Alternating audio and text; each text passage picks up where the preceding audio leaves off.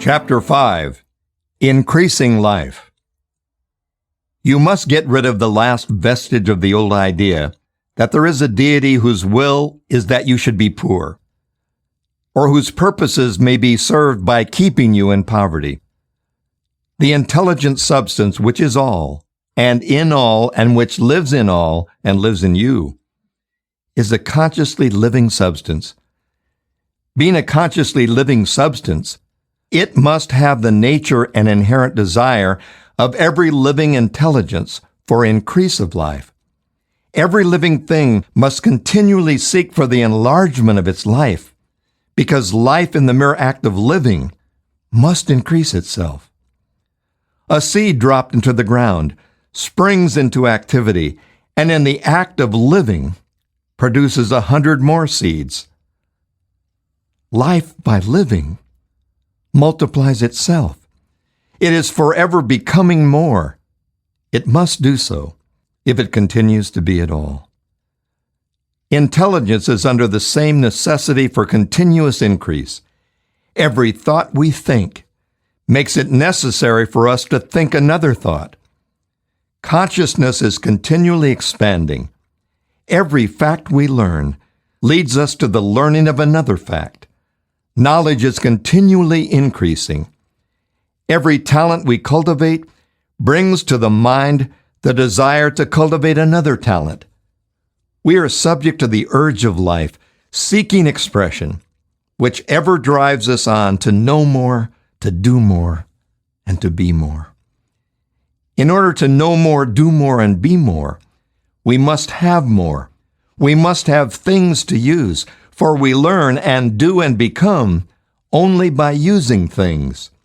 We must get rich so that we can live more. The desire for riches is simply the capacity for larger life-seeking fulfillment.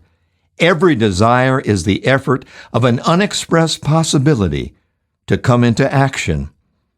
It is power seeking to manifest which causes desire. That which makes you want more money is the same as that which makes the plant grow. It is life, seeking fuller expression. The one living substance must be subject to this inherent law of all life. It is permeated with the desire to live more. That is why it is under the necessity of creating things. The one substance desires to live more in you, and hence it wants you to have all the things you can use. It is the desire of God that you should be rich. He wants you to get rich because He can express Himself better through you if you have plenty of things to use in giving Him expression. He can live more in you if you have unlimited command of the means of life. The universe desires you to have everything you want to have. Nature is friendly to your plans. Everything is naturally for you. Make up your mind that this is true. It is essential, however, that your purpose should harmonize with the purpose that is in all. You must want real life, not mere pleasure of sensual gratification. Life is the performance of function, and the individual really lives only when he or she performs every function, physical, mental, and spiritual, of which he is capable without excess in any. You do not want to get rich in order to live swinishly for the gratification of animal desires. That's not life. But the performance of every physical function is a part of life, and no one lives completely who denies the impulses of the body a normal and healthful expression. You do not want to get rich solely to enjoy mental pleasures, to get knowledge, to gratify ambition, to outshine others, to be famous. All these are a legitimate part of life. But the man who lives for the pleasures of the intellect alone will only have a partial life, and he will never be satisfied with his lot. You do not want to get rich solely for the good of others, to lose yourself for the salvation of mankind, to experience the joys of philanthropy and sacrifice. The joys of the soul are only a part of life, and they are no better or nobler than any other part. You want to get rich in order that you may eat, drink, and be merry when it's time to do these things, in order that you may surround yourself with beautiful things, see distant lands, feed your mind, and develop your intellect, in order that you may love men and women and do kind things, and be able to play a good part in helping the world to find truth. But remember that extreme altruism is no better and no nobler than extreme selfishness. Both are mistakes. Get rid of the idea that God wants you to sacrifice yourself for others, and that you can secure His favor by doing so. God requires nothing of the kind. What He wants is that you should make the most of yourself, for yourself and for others, and you can help others more by making the most of yourself than in any other way. You can make the most of yourself only by getting rich. So it is right and praiseworthy that you should give your first and best thought to the work of acquiring wealth. Remember, however, that the desire of substance is for all, and its movements must be for more life to all. It cannot be made to work for less life to any, because it is equally in all, seeking riches and life. Intelligent substance will make things for you, but it will not take things away from someone else and give them to you. You must get rid of the thought of competition. You are to create, not to compete for what is already created. You do not have to take anything away from anyone. You do not have to drive sharp bargains. You do not have to cheat or to take advantage. You do not need to let any man work for you for less than he earns. You do not have to covet the property of others or to look at it with wishful eyes. No one has anything of which you cannot have the like, and that without taking what he has away from him or her. You are to become a creator, not a competitor. You are going to get what you want, but in such a way that when you get it, every other man will have more than he has now. I'm aware that there are men and women who get a vast amount of money by proceeding in direct opposition to the statements in the paragraph above, and may add a word of explanation here.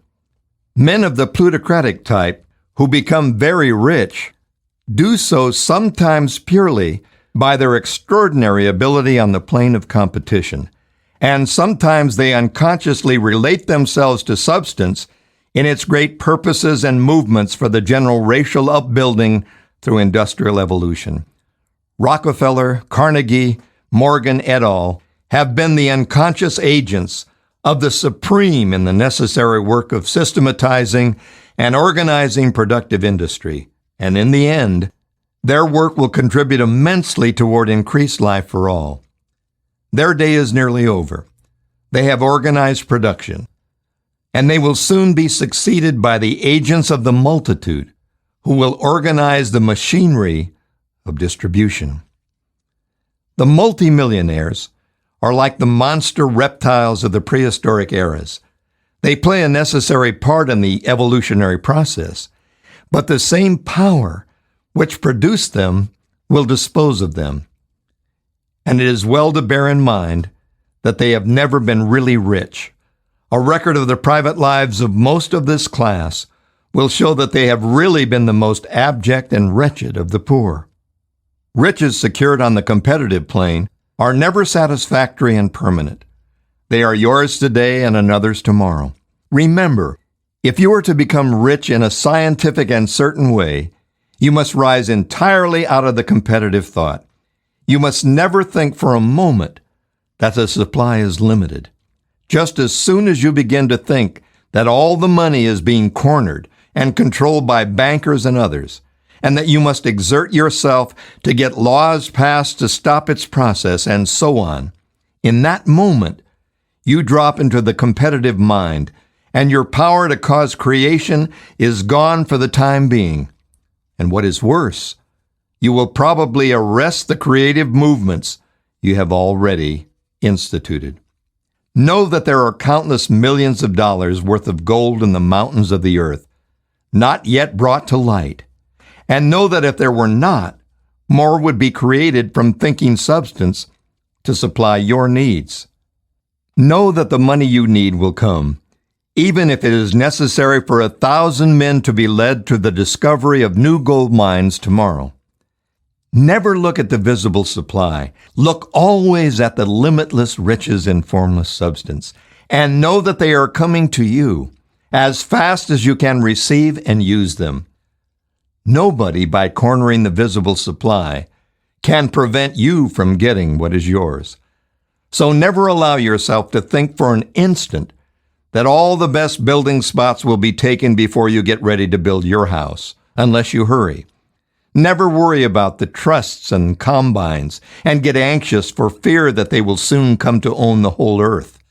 Never get afraid that you will lose what you want because some other person beats you to it. That cannot possibly happen. You are not seeking anything that is possessed by anybody else. You are causing what you want to be created from formless substance, and that supply is without limits. Stick to the formulated statement. There is a thinking stuff from which all things are made, and which in its original state permeates, penetrates, and fills the inner spaces of the universe. A thought in this substance produces the thing that is imaged by the thought. We can form things in our thoughts, and by impressing our thoughts upon formless substance, can cause the thing that we think about to be created.